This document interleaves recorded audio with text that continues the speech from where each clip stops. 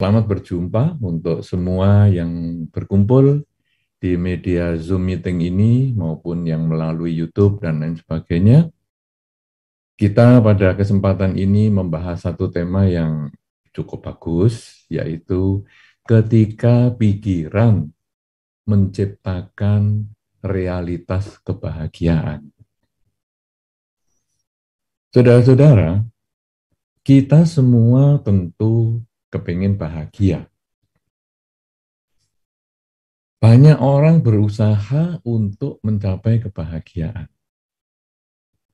Tetapi kadang-kadang orang sulit untuk mewujudkan. Karena kadang-kadang orang itu, saya ini mau nyari bahagia itu di mana ya? Apakah saya nyari bahagia itu di gunung-gunung? Apakah saya itu mencari bahagia itu di mall-mall? Apakah saya itu mencari bahagia itu di tempat-tempat hiburan? Sehingga kadang-kadang orang mencari bahagia itu dengan cara yang salah. Misalnya, wah saya pokoknya pergi ke mall terus, jalan-jalan terus. Tapi kok nggak bahagia ya? Malah ada yang berpikir, wah saya itu kebahagia itu kalau punya uang.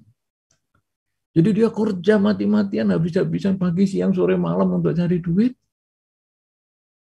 Tapi kok setelah punya duit, kok nggak bahagia ya? Nah, kemudian ada juga, wah saya itu bahagianya kalau berumah tangga misalnya. Wah jadi dia berusaha untuk mewujudkan kehidupan berumah tangga. Tapi setelah berumah tangga, kok ya enggak bahagia ya? Nah, jadi dia bingung. Nah, saudara-saudara, dalam kesempatan ini sebetulnya kita harus mengetahui bahwa ada istilah yang lain sebelum seseorang mengerti bahagia itu adalah senang. Jadi ada rasa senang. Itu kita kalau mulai dengan proses pertumbuhan anak dari bayi, itu dimulai dengan rasa senang, bukan rasa bahagia. Jadi ketika ada bayi atau anak itu lapar, dia menangis, dia rewel, maka begitu dia mendapatkan makanan sesuai dengan yang dia inginkan, dia merasa senang, bukan bahagia. Mendapatkan sesuatu dari luar, itulah senang. Kemudian dia merasa tidurnya kepanasan. Aduh, ini selimutnya terlalu tebel lah, kamarnya terlalu rapat lah, dan lain sebagainya. Jadi dia rewel nangis. Kemudian orang tuanya datang, dia merasakan ya kamarnya rasanya kok memang terlalu gerah ini. Oke, mungkin di situ ada fasilitas air condition. Oke, saya pasang AC. Nah, kemudian setelah ruangan menjadi sejuk, anak ini tenang karena dia senang. Jadi tadi lapar juga mendapatkan makanan senang. Udara mendapatkan kesejukan senang. Kalau bayi kemudian ngompol, pakaiannya basah, rewel, nangis, kemudian bisa digantikan pakaian yang kering, yang nyaman, dia senang. Oleh karena itu, senang itu berasal dari objek luar ketika kita mendapat sesuatu yang kita inginkan. Dan senang itu umurnya pendek sekali. Seseorang merasa senang itu hanya jangka waktu pendek. Jadi ketika makanan, wah enak nih makanannya. Kita misalnya sampai dewasa pun masih merasakan itu, saya kepingin makanan ini misalnya. Sudah lama saya pergi keluar kota, sekarang saya kembali ke kota ini, dan ini adalah makanan khas kota ini. Lalu kita nyari, wah dapat. Pas lapar, dapat. Senang sekali. Tapi sudah selesai makan, ya selesai. Rasa senang itu sudah habis. Tidak ada waktu yang lebih panjang lagi. Paling hanya satu cerita buat kebahagiaan aja. Kemarin aku pulang ke kota itu dan aku bisa makan yang aduh ciri khasnya enak sekali dan sebagainya. Tapi rasa senang di batin ini sudah tidak ada. Karena senang memang jangka pendek.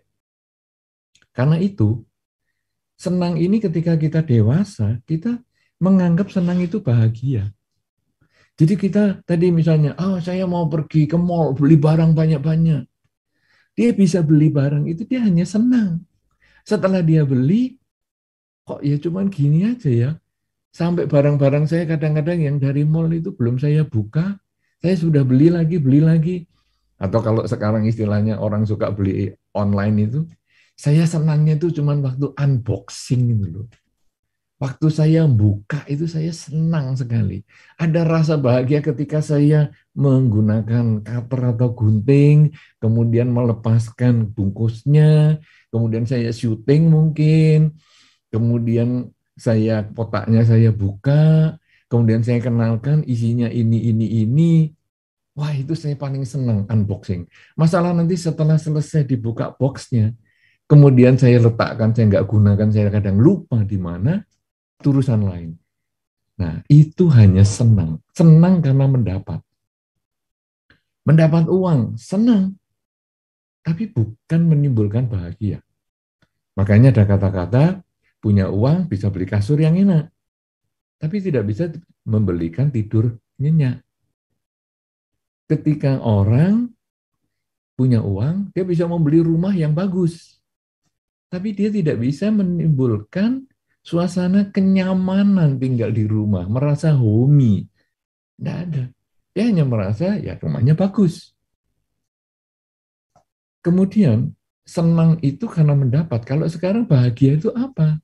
Nah, jadi nanti kalau kita dari anak kecil tadi berproses, tumbuh, maka selain seseorang itu diajar untuk mendapat apa yang dia inginkan, kita juga diajarkan untuk berbagi dengan apa yang kita miliki.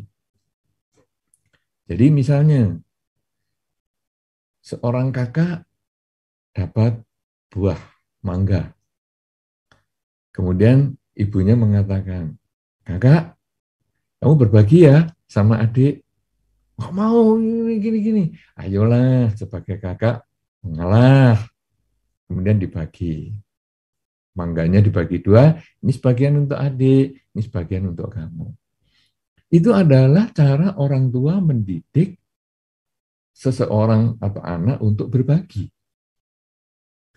Kemudian nanti mainan. Dek, kamu punya mainan, dek. Itu tapi kakakmu juga pengen pinjem. Ayo dipinjamkan ke kakak. Enggak apa-apa, sebagai adik juga ngalah. Tadi kan kakak sudah ngalah urusan mangga. Ayo adik ngalah juga urusan mainan. Oke, dipinjamkan. Ini sebetulnya adalah belajar berbagi. Yang kalau dimulai dari kecil, maka nanti anak ini tumbuh dewasa, dia juga gampang berbagi dengan apa yang dia miliki. Nah, di dalam sistematika Buddhis, berbagi ini dikenal dengan nama kerelaan. Jadi, misalnya sekarang dari kecil, ayo nak sekolah minggu, atau ayo nak ke biara.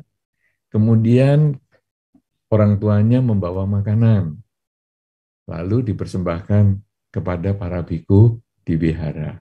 Ayo nak berdana makan nak. Nah, ini sebetulnya belajar berbagi. Saya punya makanan, saya berbagi. Kemudian ketika anaknya ulang tahun, nak hari ini kamu kan ulang tahun. Ayo berbagi ke panti asuhan. Kamu beli makanan kering mungkin, atau kamu beli sembako misalnya, disumbangkan ke panti asuhan. Oke. Nah, karena saya punya kesempatan untuk berbagi, saya lakukan. Ini adalah cara orang tua mendidik anak. Dan secara dharma itu sudah dilatih terus. Kemudian nanti hari Katina misalnya. Wah, anak-anak diajarkan enak. Sekarang hari Katina, kita berdana jubah misalnya. Jadi itu bahkan jubah itu bukan sesuatu yang digunakan oleh anak-anak sepanjang hari. Jubah itu malah kadang-kadang dia tidak gunakan sama sekali karena dia bukan biku, dia bukan samanera. Tapi dia mengadakan jubah itu untuk dipersembahkan. Kenapa di dalam Dharma itu diajarkan untuk berbagi? Dan ketika seseorang bisa berbagi, ada rasa senangnya. Tapi jauh di dalam rasa senang itu, sebetulnya berbagi ini untuk menumbuhkan rasa bahagia. Karena kalau tadi rasa senang itu karena mendapat, maka bahagia itu adalah karena memberi, berbagi. Dan bahagia itu bertahan untuk waktu yang lama. Kalau senang itu bertahan untuk waktu pendek, misalnya senang dengan makanan, selesai dimakan, habis selesai ya sudah. Tidak ada lagi rasa senangnya. Tapi bahagia itu berlangsung untuk waktu yang lama. Misalnya, waduh, pada waktu dulu saya TK, saya itu sudah diajar loh sama ibu saya untuk berdana katina. Waduh, senangnya. Nah, padahal sekarang sudah dewasa, tapi masih ingat ketika TK diajarkan untuk berdana katina. Bahkan kemudian dia juga mengajarkan kepada anak-anaknya, nak, ayo berdana katina. Apa itu? Dulu saya itu juga diajar sama orang tua saya. Waktu saya SD, saya juga diajarkan untuk berdana katina. Jadi setelah punya anak pun masih ingat, karena kebahagiaan itu bersifat jangka panjang. Nah, jadi rasa senang dan rasa bahagia itu berbeda. Ini yang kita harus mengerti. Nah, sekarang senang tadi mendapat jangka pendek, bahagia memberi jangka panjang. Tapi kalau tema kita sekarang, ketika pikiran menciptakan realitas kebahagiaan. Nah, ini apa ini? Apakah pikiran ini berpengaruh di sana? Dan kata-kata di dalam judul ini bagus sekali yang dipilih oleh panitia, yaitu ketika pikiran menciptakan realitas kebahagiaan. Kata menciptakan ini perlu digarisbawahi, karena kebahagiaan itu bukan kita dapatkan. Kalau kita dapat, itu namanya kesenangan. Tapi kebahagiaan itu kan tadi memberi, berbagi. Berarti kita mengusahakan berbagi. Jadi, kebahagiaan itu harus diciptakan. Bukan diperoleh dengan, ya semoga saya bahagia. Kita harus berusaha dengan banyak melakukan berbagi untuk mendapatkan kebahagiaan. Jadi kebahagiaan ini adalah diciptakan. Tapi sekarang pikiran yang menciptakan kebahagiaan. Ini lain lagi sekarang. Saudara-saudara, kita harus melihat sekarang apa sih di dunia ini penyebab ketidakbahagiaan. Kalau tadi kita tahu bahwa bahagia itu karena berbagi. Saya memberi maka saya bahagia. Saya dana makan kepada para biku, saya bahagia. Saya menyumbang panti asuhan, panti jompo, saya bahagia. Sekarang, kenapa pikiran menciptakan kebahagiaan? Saudara-saudara yang sering berdana makan kepada para biku, Anda mungkin pernah satu ketika mengalami seperti ini. Pagi-pagi misalnya, aduh saya hari ini dana makan apa ya kepada para biku? Dana mie ayam gitu, atau mie goreng. Mie goreng, saya berdana mie goreng. Oke. Kemudian Anda sibuk masak. Dari pagi belanja sana, belanja sini, kemudian persiapan, masak sambil lihat jam. Oh, ini sudah jamnya belum. Ya, kemudian, waduh, sudah hampir nih, nanti saya harus dari rumah ke wihara ini sekian lama. Cepat-cepat masak, selesai. Kemudian, maksaan mie tadi matang, ditempatkan di tempat yang layak, bawa ke wihara. Cepat-cepat ini. Sudah hampir jamnya ini. Para bantri sudah hampir makan ini. Wah, oke, cepat. Kadang-kadang kita naik kendaraan juga. Ayo cepat Pak, supaya ini segera nyampe. Nah, sampai di wihara. Kemudian tiba waktunya berdana makan. Para biku duduk, kemudian ya, ayo umat gantian dana makan. Oke. Kemudian semua umat memegang dana persembahan makanannya, lalu satu-satu maju, seret, serahkan, seret, serahkan, seret, serahkan. Jatuh tempo ke kita ya serahkan. Tapi kita juga iseng lihat di meja para biku itu. Loh, jenis mie-nya kok sudah ada 5 piring di situ. Sana ya ada mie, situ ya ada mie, sana ya ada mie. Waduh, saya menjadi mie yang ke-6. Ya sudahlah, saya persembahkan. Semoga makanan ini dapat dinikmati oleh para bante. Sudah, kita keluar. Nah, para biku makan dan lain sebagainya, kemudian selesai, kemudian biasanya kadang-kadang terus umat, ayo gantian, selesai para biku makan, umat makan. Nah, umat makan, kita masuk kita. Lalu kita lihat di tempat mie yang tadi kita persembahkan itu. Kita lihat, mie-nya masih utuh. Mie yang lain dimakan. Kecuali mie piring saya. Ya, waduh, ini bantenya membeda-bedakan nih. Kita mulai berpikir negatif. Tadi yang kita persiapannya dengan penuh kebahagiaan, karena aduh nanti saya mau berdana kepada para bante, kemudian ketika saya masak juga saya penuh kebahagiaan, kemudian ketika saya menempatkan di tempat yang layak dan mengirim ke wihara itu dengan kendaraan saya juga dengan penuh kebahagiaan, mempersembahkan juga dengan penuh kebahagiaan, tapi selesai para biku makan, saya masuk ke ruang makan, saya langsung kecewa. Kebahagiaan yang tadi langsung hilang semua. Dan saya langsung stres. Lain kali saya tidak mau lagi berdana. Aduh, ternyata saya sudah susah-susah masak, nggak dihargai. Padahal berkali-kali para biku sudah mengatakan tuh, bahwa semua yang dipersembahkan ke para biku itu sudah merupakan karma baik. Kamu tidak usah menyesali kalau seandainya tidak dimakan. Karena kalau sekarang persembahan dana makannya 5 piring, mie harus dimakan semua, ya bikunya nggak bisa berdiri karena sudah terlalu kekenyangan. Itu sebetulnya sudah dijelaskan lama. Tetapi ya biku boleh menjelaskan, umat yang berkenaan itu kan kadang-kadang nggak bisa terima. Ya Bante enak aja begitu, saya kan masak tadi dari pagi, saya siap-siap. Nah, jadi sekarang apa nih yang mengganggu kebahagiaan kita ini? Yang mengganggu kebahagiaan kita itu adalah pikiran kita. Jadi harapan kita yang tidak menjadi kenyataan, itulah yang mengganggu. Bahwa harapan saya ketika saya tadi berdana, saya berbuat baik, itu saya sudah senang, itu sudah bahagia. Tapi kenapa kok kebahagiaan saya itu tidak dituntaskan oleh para biku ini?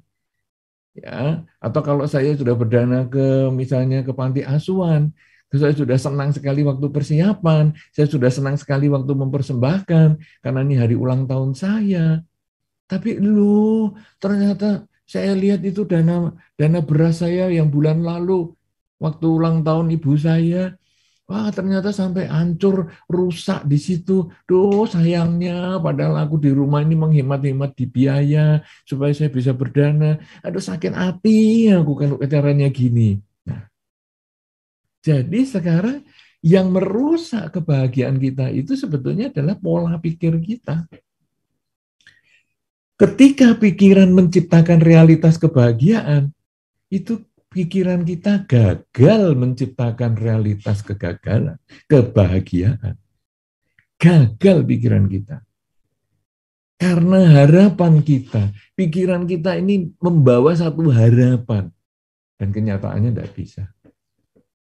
Dan ini masih banyak lagi. Dan saya kira contoh dana makan ke wihara ini, mungkin Anda yang ikut acara ini, mungkin sudah pernah mengalami. Dan mungkin juga merasakan jengkelnya dana makan saya ulang tahun, tapi dana makan saya nggak diterima dan lain-lain, itu sudah biasa ya. Nah ini sekarang saya akan uraikan bagaimana kita memperbaiki cara berpikir kita supaya timbul kebahagiaan. Saudara-saudara, kita ini di dalam hidup punya 3 dimensi waktu,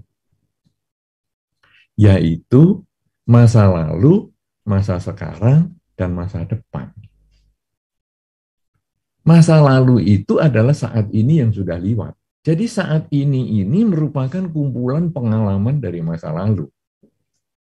Jadi Anda seperti hari ini adalah kumpulan masa lalu.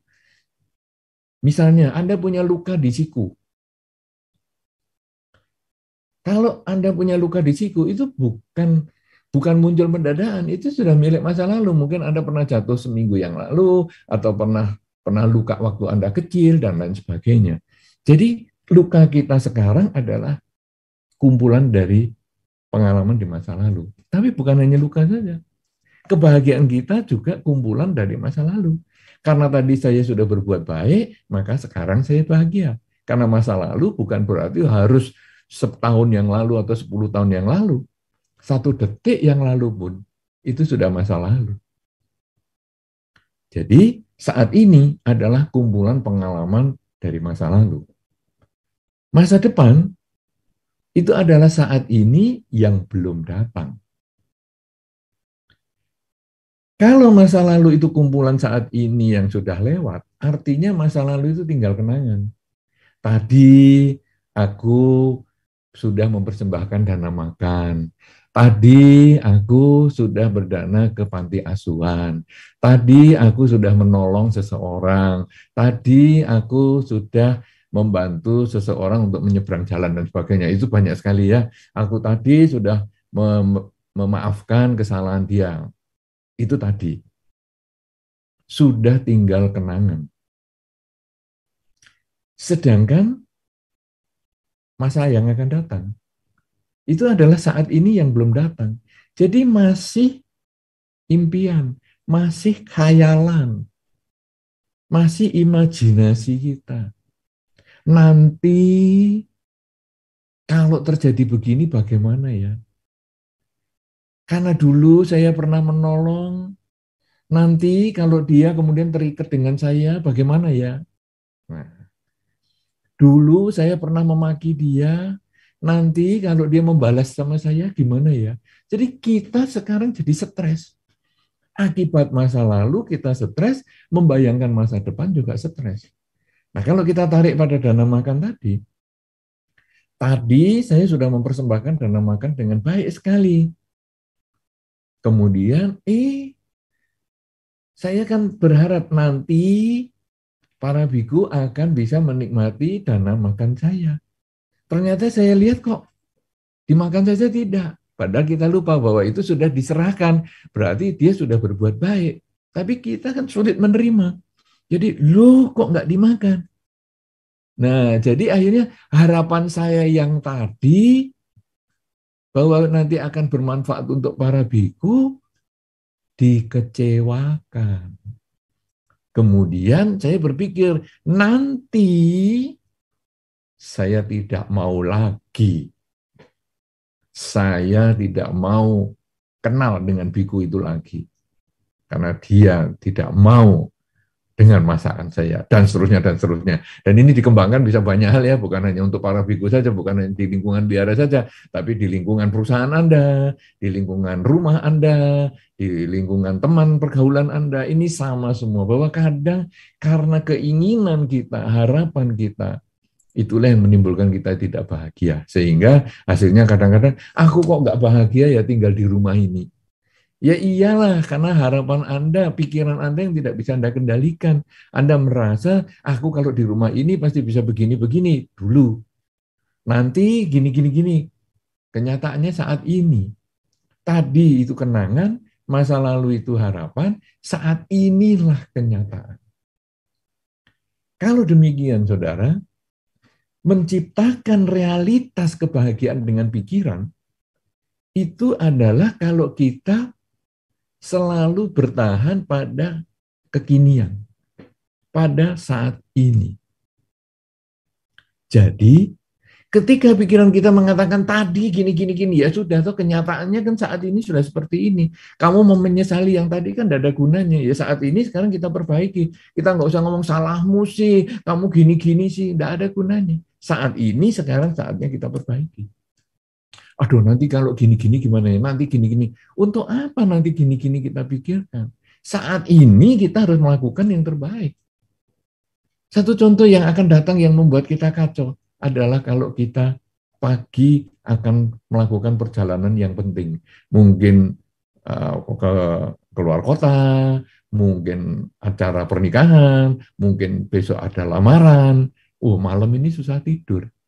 Karena kita mikir, aduh besok gimana ya? Persiapannya makan sudah beres belum ya? Nanti pakaianku bagaimana ya? Nanti tamunya datangnya gimana ya? Nanti kalau makanannya kurang gimana ya? Nanti kalau tamunya kurang tempat duduknya gimana ya? Terus kita pikirkan akhirnya semalam nggak bisa tidur. Tapi kalau kita kemudian mengarahkan pikiran kita, saat ini saya kan sedang berbaring. Saat ini saya kan akan tidur. Ketika kita sadari, kemudian saat ini saya sedang bernafas, saat ini saya sedang menarik nafas, saat ini saya sedang mengeluarkan nafas. Maka walaupun besok ada acara yang besar, kita masih bisa istirahat malam ini. Sebaliknya, tadi saya pernah melakukan kesalahan seperti itu. Aduh, kenapa ya saya tadi kok ngomong seperti itu? Ya, aduh, aku nyesel sekali kok melakukan tindakan seperti itu, akhirnya kita juga nggak bisa tidur. Padahal ini kenyataan saat ini sudah bukan yang tadi. Ya sudah, saat ini saya berbaring, saat ini saya akan tidur, saat ini saya menarik nafas, saat ini saya membuang nafas, dan begitu pikiran kita terfokus dalam beberapa menit, akhirnya kita bisa tidur dengan nyaman. Nah, kemudian kalau begitu, apakah kita tidak perlu memperbaiki yang tadi? Loh, kalau tadi memang ada kekurangan, perbaikinya saat ini. Waduh, tadi saya melakukan tindakan seperti itu. Wah, ini kayak misalnya Will Smith, misalnya memukul Chris Rock misalnya. Wah, dalam acara pembagian penghargaan, wah, Chris Rock menghina pasangan hidupnya Will Smith, kemudian dipukul. Wah, dia sampai emosi seperti itu. Kalau Anda pernah baca berita ini ya, Anda pasti bisa ngikuti, tapi kalau nggak pernah baca ya minta maaf aja. Anda akan cari dulu referensinya sendiri. Ya, nah kemudian apa yang terjadi? Dia nyesel. Dia nyesel, dia memperbaiki, dia bertekad. Ya sudah, ini pelajaran yang berharga bagi saya. Bahkan dia keluar dari akademi untuk, sudah, saya nanti nggak mau ikut lagi. Kenapa? Karena ini pelajaran. Masa lalu kita sudah tidak bisa perbaiki, nggak bisa dihapus. Problem terbesar dalam kehidupan kita ini tidak bisa di-undo. Jadi kalau kesalahan sudah terjadi tidak bisa di-undo. Kita hanya bisa memperbaiki saat ini. Jadi masa lalu yang sudah lewat dan jelek kita perbaiki saat ini. Sebaliknya masa depan yang mengkhawatirkan kita harus mulai tingkatkan saat ini untuk kita hindari supaya kejadian yang menderita atau menakutkan atau mencemaskan itu bisa kita hindari dengan mulai melakukan perilaku yang terbaik saat ini. Sebaliknya, peristiwa-peristiwa yang membahagiakan di masa lalu, carilah sebabnya untuk kita tingkatkan di saat ini. Karena dengan memperbaiki saat ini, meningkatkan kualitas yang kita sudah dapatkan di masa lalu, maka kita bisa membangun masa depan yang lebih baik. Jadi, ketika kita menyadari hidup saat ini, bukan berarti menolak masa lalu, bukan berarti menolak masa depan, tapi menjadikan masa lalu sebagai pelajaran, yang baik kita tingkatkan di masa sekarang, yang buruk kita perbaiki saat ini, sedangkan di masa depan, hal-hal yang menakutkan, mencemaskan, mengkhawatirkan, kita perbaiki saat ini, supaya pada saatnya nanti tidak semenakutkan yang kita bayangkan. Hal-hal yang membahagiakan di masa depan harus kita rintis mulai sekarang supaya pada saatnya menjadi lebih bahagia sehingga melebihi apa yang kita harapkan. Nah, sekarang bagaimana caranya kita bisa selalu sadar hidup pada saat ini. Tidak melekat dengan masa lalu, tidak melekat dengan masa depan, tapi menyadari masa lalu dan masa depan sebagai pelajaran. Kita mulai dengan selalu menyadari, saat ini saya sedang apa? Kita mulai sering bertanya pada diri kita, saat ini saya sedang apa? Oh, saat ini saya sedang duduk. Saat ini saya sedang membaca. Saat ini saya sedang melihat HP. Saat ini saya sedang mengetik artikel. Saat ini saya sedang mendengar. Saat ini saya sedang makan. Saat ini saya sedang nonton. Saat ini saya sedang berbicara. Saat ini saya sedang kerja. Jadi Anda berusaha selalu bertanya saat ini saya sedang apa. Tulis kalimat saat ini sedang apa itu di print di meja kerja Anda. Tempelkan di ruang yang Anda paling sering tinggal di situ. Bahkan di tempat tidur pun Anda tulis. Mungkin di nakas Anda, meja kecil di samping Anda, sehingga ketika Anda lihat saat ini saya sedang apa. Sehingga ketika Anda susah tidur di malam hari, saat ini saya sedang apa? Oke, saya sedang berbaring dan saya sedang bernafas. Nanti dalam 5 menit Anda bisa tertidur. Tanpa obat tidur dan lain sebagainya. Karena kita selalu sadar saat ini sedang apa. Menyadari saat ini sedang apa itu akan menciptakan kebahagiaan. Karena batin menjadi tenang. Yang menimbulkan ketidakbahagiaan itu karena harapan yang tidak tercapai. Harapan memberi adalah untuk dia menerima dengan senang. Kenyataannya dia kok tidak menerima, langsung sakit hati. Anda memberi pengemis, wah, saya sudah bahagia nih punya kesempatan memberi pengemis. Ternyata dia ngomong terima kasih aja enggak. Loh, kita jadi jengkel. Padahal kalau sekarang saat ini saya sedang apa? Ya saat ini kan saya sedang bernafas. Ya sudah, tadi sudah memberi. Ya sudah, itu urusan saya sudah melakukan karma baik. Kenapa saya harus mengotori pikiran saya dengan karma buruk, dengan menyesali, kok nggak bisa sih ngomong terima kasih? Kan aku sudah ngasih kamu.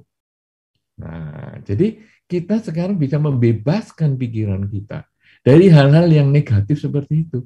Dan kita menciptakan kebahagiaan dari pikiran kita. Satu hal yang tadi kita sebutkan adalah dengan sering berlatih saat ini sedang apa. Tapi kalau secara dharma, sudah disampaikan, yaitu kita berlatih 15 menit pagi bangun tidur, 15 menit malam menjelang tidur, cobalah berlatih fokus dengan istilah meditasi tadi. Istilah latihan meditasi. Jadi kita duduk dengan tenang, mungkin duduknya juga tegak, di tempat yang tidak terlalu empuk kursinya, kemudian kita santai posisinya, lalu kita menutup mata kita dan kita mengamati pikiran kita dengan menyampaikan saat ini saya sedang apa? Saat ini saya sedang bernafas. Oh, ini nafas masuk 1. Kita boleh hitung tuh, nafas masuk 1, nafas keluar 1. Masuk lagi 2, keluar 2. Masuk lagi 3, keluar 3. Masuk lagi 4, keluar 4. Masuk lagi 5, keluar 5. Sampai 5, kembali ke 1 lagi. 1, 1, 2, 2. Nanti sampai 5, kembali ke 1 lagi. 1, 1, 2, 2. Nah, nanti kalau pikirannya ke tempat lain, mikirin masa lalu ataupun mikirin masa yang akan datang, itu pasti. Kemudian kita sadari lagi, saat ini saya sedang apa? Memperhatikan nafas. Loh, tadi hitungannya sampai berapa? Nggak tahu. Ya sudahlah, kita mulai 1 lagi. 1, 1, 2, 2. Begitu seterusnya, dan itu menjadi latihan rutin. Pagi bangun tidur, malam menjelang tidur. Kalau kita latih dengan rutin, maka latihan ini akan bermanfaat untuk kehidupan kita sehari-hari. Sehingga begitu kita selesai duduk latihan meditasi, kalau pagi misalnya, kita bangkit dari tempat duduk kita, melangkah, membuka pintu, sadar sedang melangkah, sadar sedang membuka pintu, sadar sedang menuju kamar mandi, sadar sedang mandi, sadar sedang sarapan, sadar sedang berangkat kerja, sadar di tempat pekerjaan, sadar sedang berbicara, sadar sedang menerima telepon, dan lain sebagainya. Dan akhirnya hidup kita penuh dengan kesadaran pada kekinian. Dan pada saat hidup kita penuh kesadaran pada kekinian, kebahagiaan itu menjadi muncul. Kita mampu menciptakan kebahagiaan. Karena sekali lagi, kebahagiaan bukan kita dapatkan. Yang kita dapatkan itu hanyalah kesenangan. Tapi kebahagiaan itu harus kita ciptakan. Salah satu menciptakan adalah sering berbagi, karena kebahagiaan itu adalah memberi dan bisa dirasakan untuk jangka panjang. Tapi yang kedua, yang lebih dalam, kebahagiaan yang lebih bersifat bisa terbawa sampai kelahiran-kelahiran mendatang, itu adalah dengan melatih kesadaran setiap saat. Dengan cara bertanya dalam batin, saat ini saya sedang apa? Ketika kita selalu bertanya demikian, maka hidup pun menjadi tenang dan bahagia. Kita kemana saja kita pergi, batin tetap tenang. Menghadapi apapun juga batin tenang. Bahkan kadang-kadang dimaki orang, dimarahi orang, itu pun batin tetap tenang. Kenapa? Karena kita sadar saat ini saya sedang apa. Yang marah itu siapa? Dia. Dia yang marah. Saya berhak untuk menentukan reaksi saya. Apakah saya bereaksi mau marah lagi? Apakah saya bereaksi diam? Apakah saya bereaksi untuk memperbaiki perilaku saya? Itu pilihan saya. Dengan selalu sadar setiap saat, yang dilatih pagi bangun tidur 15 menit dan malam mau tidur 15 menit itu, kita nanti akan mencapai tahap itu. Sehingga batin itu selalu tenang, dan akhirnya ketika kita dimaki, kita dimarahi, dan kemudian kita mengatakan maaf ya, yang melakukan kesalahan itu bukan saya, tapi teman saya. Yang marah jadi malu, karena ternyata dia salah sasaran, kalau memang kita tidak salah. Tetapi kalau kita salah, kita bisa mengatakan, ya terima kasih saya sudah diingatkan. Nanti lain kesempatan, ini menjadi pelajaran bagi saya, lain kesempatan saya tidak akan melakukan kesalahan yang sama. Kenapa saya berani menjamin tidak melakukan kesalahan yang sama? Karena saya hidup dalam kesadaran. Saya selalu sadar, sehingga saya tidak akan mengulang kesalahan yang sama. Dengan cara seperti itu, akhirnya kita bisa menyelesaikan orang yang marah tadi dengan cinta kasih. Karena kemarahan tidak akan selesai dengan kemarahan, tapi kemarahan ini justru selesai kalau kita mengembangkan cinta kasih. Dan pengembangan cinta kasih ini dimulai dengan selalu sadar setiap saat. Saudara-saudara, ini adalah cara kita untuk mewujudkan pikiran yang menciptakan realitas kebahagiaan. Hari ini mungkin Anda kadang-kadang apa ya, itu kok masih sulit sekali. Tidak apa-apa. Anda mulailah sedikit-sedikit. Dengan dimulai dengan tadi kerelaan misalnya, dengan berbagi, nanti akan menimbulkan kesan yang jangka panjang tadi, menimbulkan, aduh, di zaman itu ya, aku kok bisa ya berbuat baik seperti itu. Itu menimbulkan kesan bahagia jangka panjang. Atau Anda sering mulai mengucapkan, saat ini saya sedang apa? Sehingga hasilnya nanti, ketika Anda terus menyadari demikian, katakanlah 1 bulan ke depan, 30 hari ke depan, Anda selalu ingat saat ini sedang apa, maka suasana batin Anda akan berubah. Suasana batin kita menjadi lebih tenang, lebih damai, dan ketika orang lain memuji kita, kita juga tidak terlalu goyah. Kita mendengar pujian itu dengan batin tenang.